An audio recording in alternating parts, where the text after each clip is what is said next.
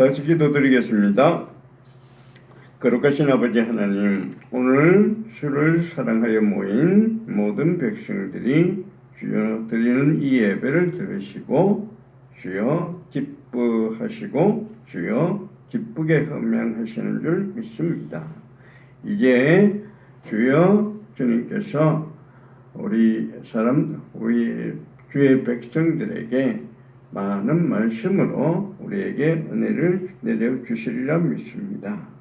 우리가 주님을 알면 알수록 더 주님을 크게 깨닫게 되고 더 크게 주님을 찬양할 수 있습니다. 말씀을 들을 때 저희 눈에서 비늘 같은 것이 떨어져서 주여 주님을 더 깊이 알아가게 되리라고 믿습니다. 주여 오늘도 말씀을 통해서 주님을 더 알아가는 귀한 시간 되게 하옵소서. 예수 그리스도의 이름으로 기도를 드립니다. 아멘. 오늘 말씀 보겠습니다. 오늘 말씀은 사도행전 9장 10절부터 19절까지 말씀입니다. 10절에서 19절 말씀 같이 한번 읽어보겠습니다. 그때에 다메섹에 아나니아라 하는 제자가 있더니 주께서 환상 중에 불러 이르시되 아나니아야 하시거늘 대답하되 주여 내가 여기 있나이다 하니 주께서 이르시되 일어나 직가라 하는 거리로 가서 유다의 집에서 다소 사람 사울이라 하는 사람을 찾으라. 그가 기도하는 중이니라.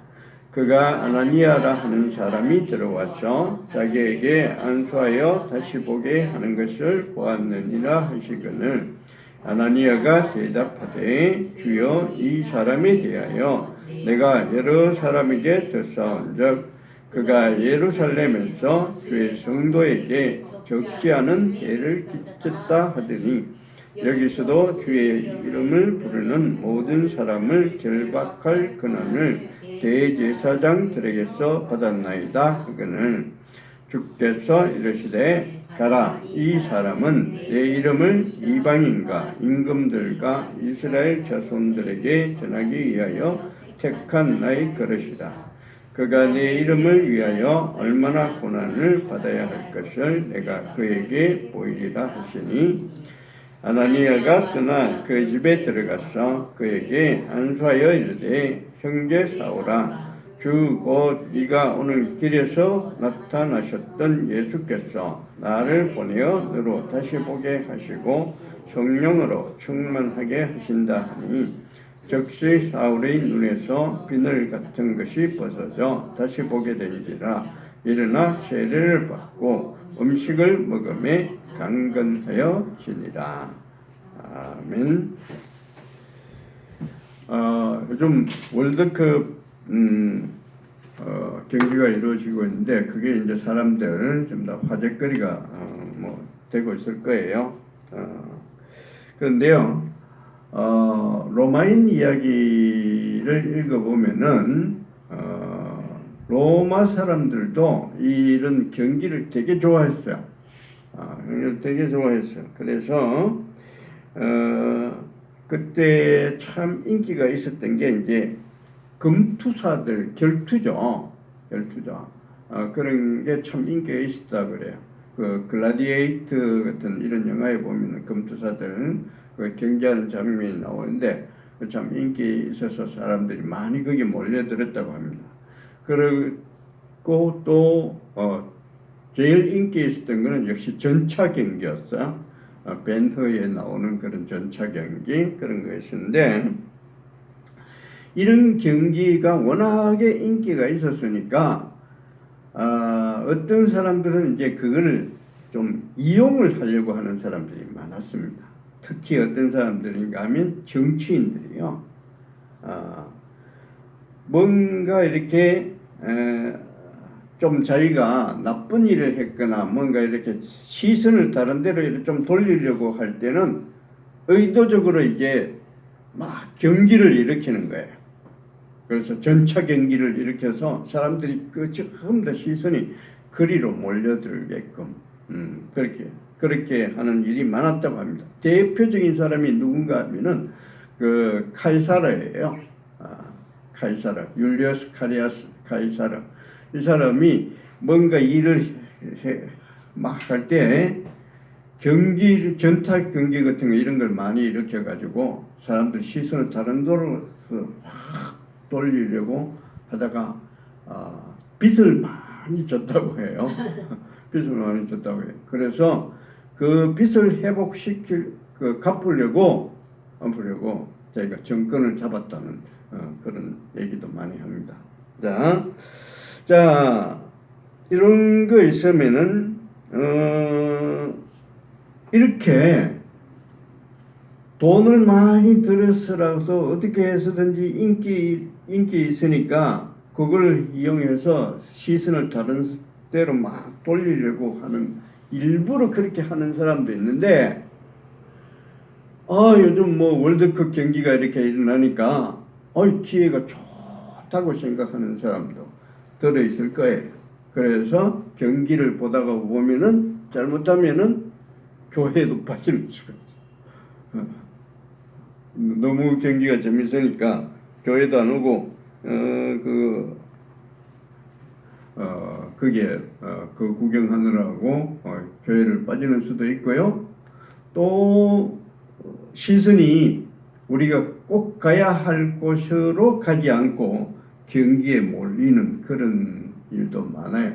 그래서 우리 믿는 사람들은 그런 곳으로 이렇게 우리의 시선을 빼앗기지 않도록 해야 됩니다. 그것 때문에 교회에 못 나온다. 말이 안 되는 얘기. 그것 때문에 우리가 꼭 이렇게 주시해야 될 것을 주시하지 못한다. 그런 일도 있어서는 안 됩니다. 그런데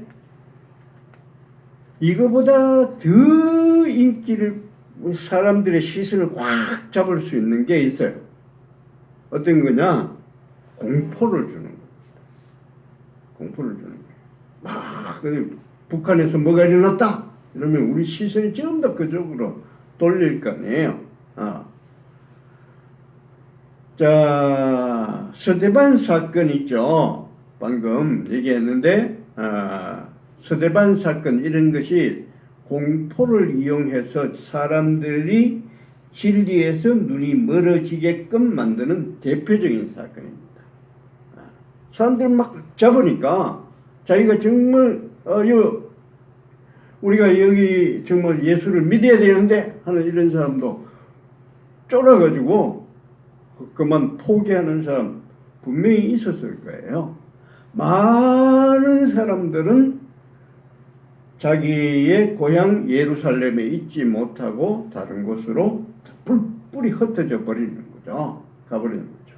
근데요, 그렇게 하다 보니까 어떤 일이 있었느냐, 방금 우리 어린이 예배 때 들었는 것처럼 사람들이 가려고 하지 않던 사마리아에 사람들이 가게 됐어요. 그냥 가만히 두었으면 사마리아 사람들은 예수에 대해서 전혀 들어보지를 못했을 겁니다. 그런데 하다 보니까 이 사람들이 갈 곳이 없으니까 사마리아로 가는 거예요.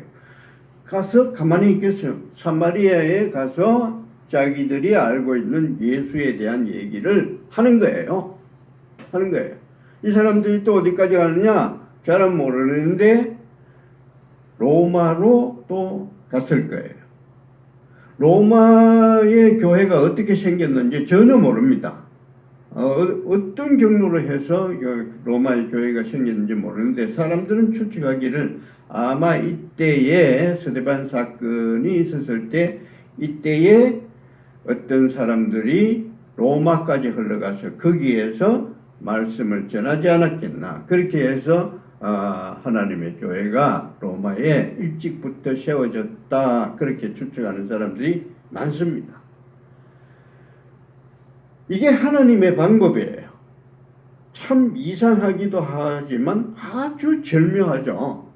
사람들이 그냥 편안하게 가만히 예루살렘에 있게 했으면 전혀 복음이 예루살렘 밖으로 가는 일이 없었을 거예요.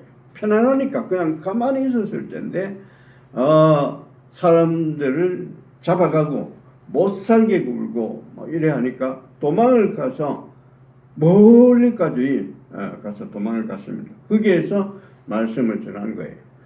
그 당시에 땅끝이라고 했는 것이 어디가 땅끝일까요?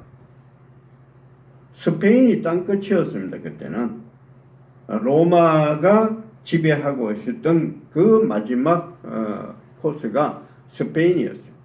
그때 사람들이 스페인까지 가서 거기에서도 복음을 전했습니다. 복음을 전했어요.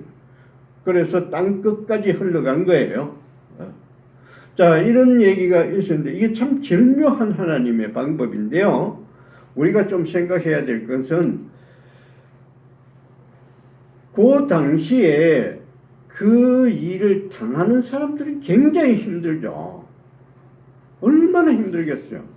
죽을 고비를 넘기면서 도망가서 했는데 근데 그 당시에 그것을 당하는 사람들은 엄청나게 힘들었을 텐데 그 힘든 과정을 통해서 하나님의 말씀은 전파되는 거예요.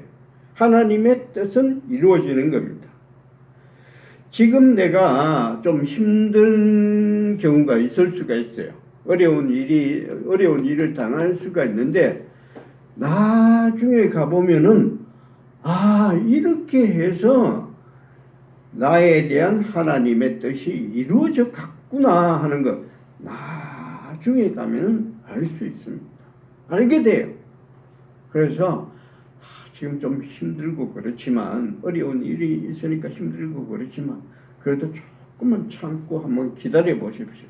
좀 기다려 보시면은 그때 나중에 가면은 이렇게 해서 내가 하나님의 뜻대로 내가 이런 식으로 흘러와서 지금 여기에 와 있는 거구나 이렇게 느낄 때가 올 겁니다. 분명히. 아멘 하고 받아들이시기 바랍니다. 아멘. 자, 이럴 때 누가 나타나느냐? 사울이라는 사람이 나타나요. 사울이 나타나는데 이제 서드반 사건 일에 지나가고 다음에 보면은 9장에 사울이라는 사람이 나타나는데 근데 사울이 나타날 때 요새 참 절묘한 방법이 있어요. 이렇게 돼요. 사울이 사도행전 9장에 나타납니다. 9장에 나타나는데 1장부터 8장까지는 전부 다 12사도들의 얘기입니다. 9장 하나만 사울의 얘기고 그걸로 끝나고 10장부터 12장까지는 또 12사도들의 얘기예요. 그리고 사도행전 13장부터 다시 거기서부터 사도 바울의 얘기가 시작되는 겁니다. 다시 나와요. 그게 어디까지 가느냐? 신약의 제일 끝에는 아니지만 거의 끝에 있는 빌레몬스까지. 그 다음에 히브리스가 나오는데 히브리스는 누구의 작품인지 잘 모르지만 그것도 바울의 작품이라고 하는 사람이 많습니다. 그렇게 되면 히브리스까지 신약의 거의 모든 부분이 바울의 얘기예요. 그게 나타나요. 잠깐 나타나다가 뒤에 사울의 얘기가 쫙 펼쳐지는 거죠. 펼쳐지는 거죠. 왜 이렇게 되냐? 사울이 그만큼 중요하다는 얘기입니다. 우리 한번 보시면은 창세기도 보면은 딱 그런 구조예요. 창세기도 보면 이렇게 썼습니다. 37장부터 요셉의 이야기가 나와요. 그 다음에 38장에 보면은 유다의 얘기가 딱 한 장 나옵니다.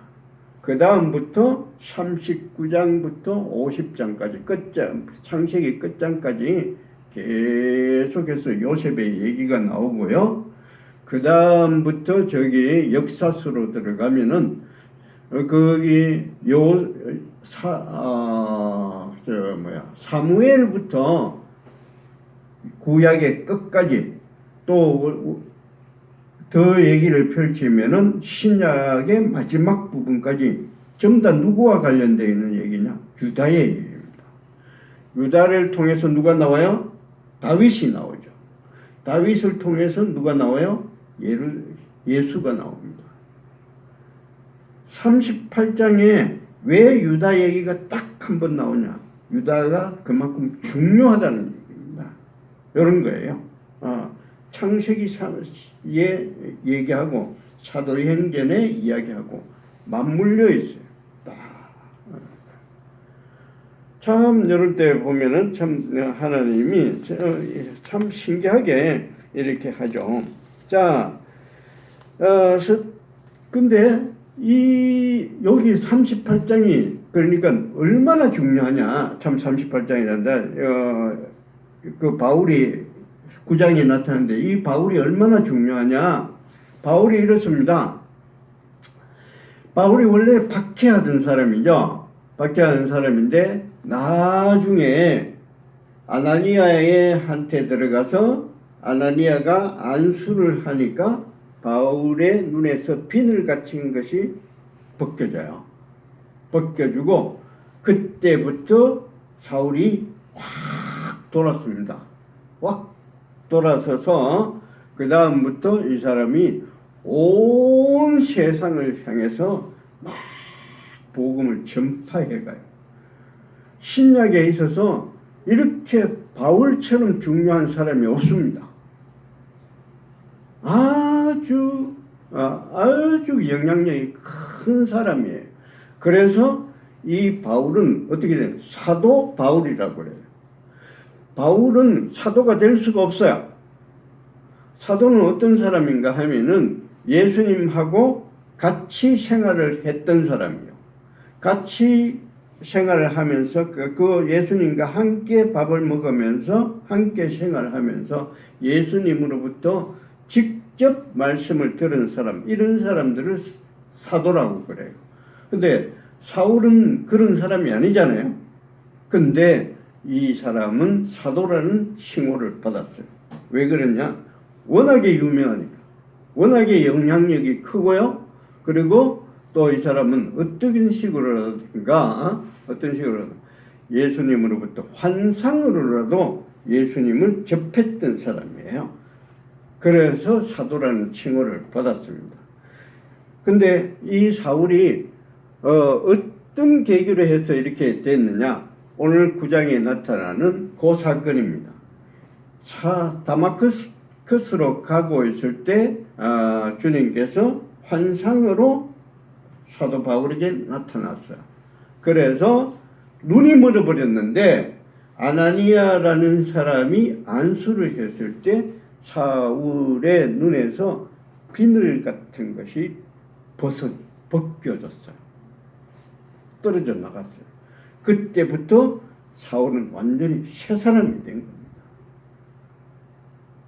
그러니까 이 부분에 우리는 주목을 해야 돼요. 비늘 같은 것이 떨어졌는데 비늘이 뭘까? 비늘이 뭐겠어요? 예수에 대한 오해 같은 이런 겁니다. 예수를 잘못 생각하는 거예요. 예수는 하나님의 아들이어야 되는데 이상한 사람들은 예수가 그냥 선지자 뭐 이런 정도만 잘못 생각하는 거죠. 예수 그냥 이단자 그렇게 잘못 생각하는 거죠. 제가 지난주에 그 전에 갔을 때 아산에 갔을 때 몰몬 선교사들이 그 거리에서 나와서 전도를 하는 것을 봤어요. 그 사람들하고 얘기를 좀 하는데 이 사람들도 어떤 사람들이냐? 눈에 비늘이 벗겨지지 못한 사람들. 오해가 있는 거예요. 예수에 대해서 오해를 하는 거예요. 자기들이 섬기고 있는 몰몬하고 비슷한 사람, 조셉 스미스하고 비슷한 사람으로 생각하는 사람들이에요. 아직 비늘이 벗겨지지 못한 사람들입니다. 우리가 왜 이렇게 주일마다 와서 예배를 드리느냐? 내가 아직도 예수를 잘 모르기 때문에 그렇습니다. 아주 한참 더 배워야 돼. 사도 바울도 바로 거기에서 완전히 다 한번 그때 안수를 했을 때 다 깨달은 거 아니었어요.